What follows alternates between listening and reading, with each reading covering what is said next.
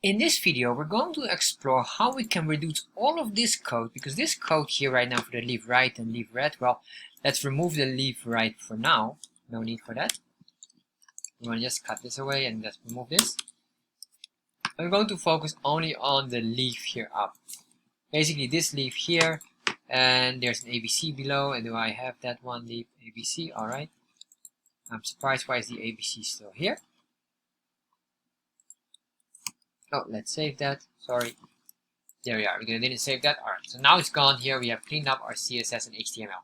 And what we want to do really now is we want to cut away this chunk of code, because this is quite a lot of code here.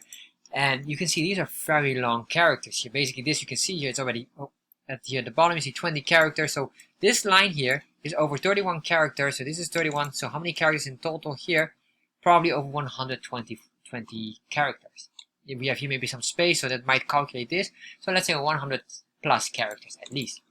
But we can cut this down because there's no need for so much. Why? Because we have this shorthand that we call the border radius, which is a shorthand property that we can use to incorporate all of this into here. So to do this, you need to understand the order here. And let me write down the order here so you know immediately the order. So normally, if you've seen all my other videos where I was talking about top, and then you have to go clockwise from top to the right, to the bottom, and then to the left. Well, because the border radius doesn't work like that. The border radius has, basically, it works with the border corners. So it works from corners.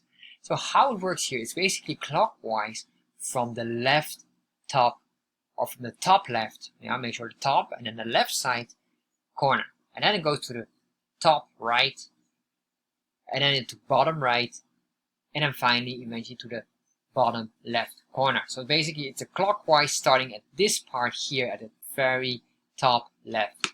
So how can we adjust this, or how can we fine tune this? So this is here top left, top right, bottom right, and bottom left. So if we understand this part, now we can start to work with it, and we can create our leaf just basically on the same command here. We can put in here 0. No need to put in a pixel if it's a 0 value, because it will be set default on 0. And then we get here 50%.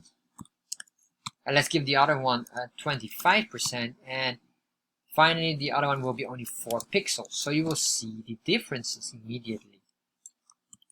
So if we save this, you will see that the first one, the top left, will be 0. The bottom left will only have 4 pixels. And then we have the top right will have 50 pixels, and the other one will be the half, or no, not 50, but 50%. This one will be 25% at the bottom right. So you will see the shape will match up.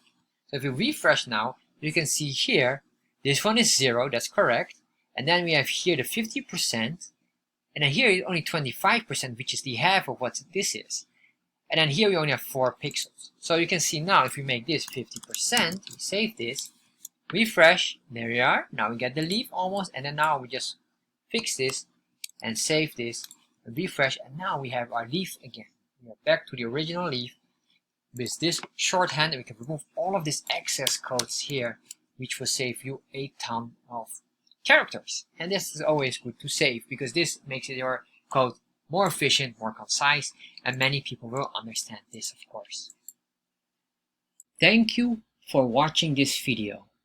If you enjoyed this video, make sure you subscribe to my channel, and if you have any questions regarding this, make sure you put them in the comment section. I'll get back to you. And if you enjoyed this video, check out the next video here.